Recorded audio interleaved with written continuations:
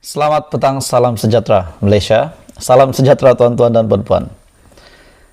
Hari ini tidak lama lagi PRU15 akan diadakan dan banyak kenyataan yang memenangkan parti sendiri, yang memburukkan parti lawan. Kita setiap hari mendengar itu. Ada yang parti ini memburukkan ini, dan sehingga kan sanggup melakukan sesuatu, bahkan bukan saja melakukan tapi mengeluarkan perkataan-perkataan yang tidak sepatutnya dikeluarkan sebagai seorang pemimpin. Sebagai seorang pemimpin, Anda dilihat di mata dunia, di Malaysia. Seluruh rakyat Malaysia melihat Anda sebagai pemimpin. Kepada semua pemimpin di luar sana. Kita digemparkan baru-baru ini daripada Perikatan Nasional, yaitu pemimpin daripada Perikatan Nasional membuat kenyataan yang sudah pasti tidak sewajarnya dibuat, namun sudah mengeluarkan kenyataan itu, dan rakyat ataupun pengundi sedia ada sudah pasti akan berpikir dua kali adakah mereka adalah pemimpin yang baik. Hari ini daripada Agenda Daily. Hari ini daripada biharian.com, PRU15, Muhyiddin mohon maaf kenyataan masuk neraka Ketua Pemuda PAS SIK. Kenapa nak cakap sampai mau cakap masuk neraka? Itu satu perkara yang tidak bagus, saya sendiri tak setuju.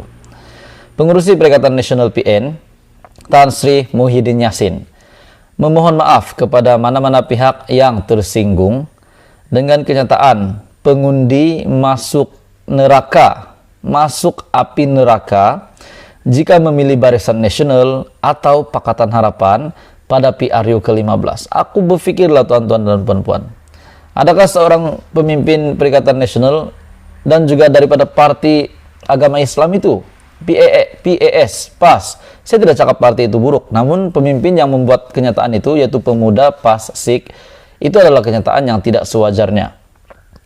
Muhyiddin berkata, seharusnya semua pemimpin Perikatan Nasional mengelak daripada mengeluarkan kenyataan sedemikian. Betul kata Muhyiddin, karena boleh menimbulkan salah faham.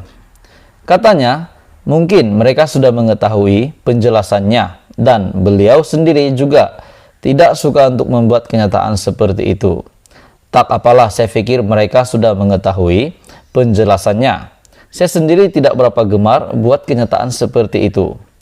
Yang penting elakkan kenyataan yang boleh timbulkan salah faham dalam kalangan pengundi, katanya selepas menghadiri dalam program Santai Anak Muda Johor di Dewan Terbuka Taman Sri Penggaram di sini hari ini. Muhyiddin berkata, pihaknya turut mengharapkan isu kenyataan oleh pemimpin pemuda PAS SIK itu tidak perlu diperbesarkan. Kepada rakyat Malaysia yang sudah mendengar, melihat kenyataan pemimpin PAS ini, pemuda PAS SIK itu yang sudah membuat kenyataan bahwa sesiapa yang mengundi BN dan juga Pakatan Harapan akan masuk api neraka, itu sudah pasti diviralkan, sudah pasti tular di mana-mana, dan penerimaan rakyat Malaysia itu sudah pasti berbagai-bagai. Mungkin dia cakap pemimpin ini tak baik sebab mengeluarkan kenyataan begitu, ataupun mungkin dia silap cakap. Jadi ini satu kenyataan yang tidak sewajarnya lah. Seharusnya semua pemimpin Perikatan Nasional perlu mengelakkan untuk mengeluarkan kenyataan sedemikian karena boleh menimbulkan salah faham. Hai, hello, salam sejahtera Malaysia. Selamat petang tuan-tuan dan puan-puan. Hari ini aku nak kongsi dengan kamu satu berita yang pasti tergempar, pasti hangat, dan ini mengejutkan semua pengundi Pakatan Harapan dan juga pengundi PKR khususnya. Kita sudah tahu bahwa PKR yang dipimpin oleh presidennya Anwar Ibrahim dan juga selaku pengurusi Pakatan Harapan dan timbalan presiden PKR Rafizi. Sebelum ini tuan-tuan dan puan-puan, Rafizi pernah mengakui bahwa beliau dan Anwar selalu tidak bersependapat. Mereka ada benda yang seringkali mereka tidak sependapat, tidak sehala. Namun untuk menolak Zahid itu adalah satu perkara yang mereka bersetuju bersama, yang disetujui mereka bersama. Hari ini satu berita tergempar untuk Presiden timbalan Presiden PKR. Dan ini juga pasti menggemparkan semua pengundi Anwar Ibrahim. Daripada Estro Awani didakwa lulus proyek selepas parlemen bubar. Tuan Ibrahim akan file saman terhadap Rafizi. Wow. Kuala Lumpur, Menteri Alam Sekitar dan Air Datuk Sri Tuan Ibrahim Tuan Man akan memfilekan saman fitnah terhadap timbalan Presiden PKR Muhammad Rafizi Ramli berhubung dakwaan kelulusan proyek tebatan banjir dilakukan selepas pembubaran parlimen. Ini pasti menggemparkan Rafizi Ramli.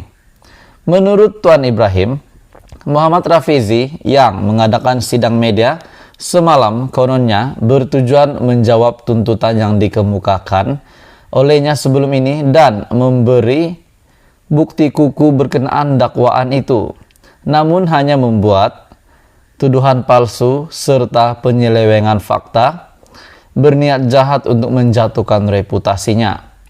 Beliau berkata pada sidang media tersebut, Muhammad Rafizi menyatakan surat bertarik 7 Oktober 2022 yang dikeluarkan Ketua Setiausaha Perbendaharaan kepada Ketua Setiausaha Kementerian Alam Sekitar dan Air ataupun KASA untuk memaklumkan keputusan Menteri Keuangan yang meluluskan proyek rancangan tebatan banjir Sungai Langat II secara rundingan terus kepada Mangkubumi Sendirian Berhad.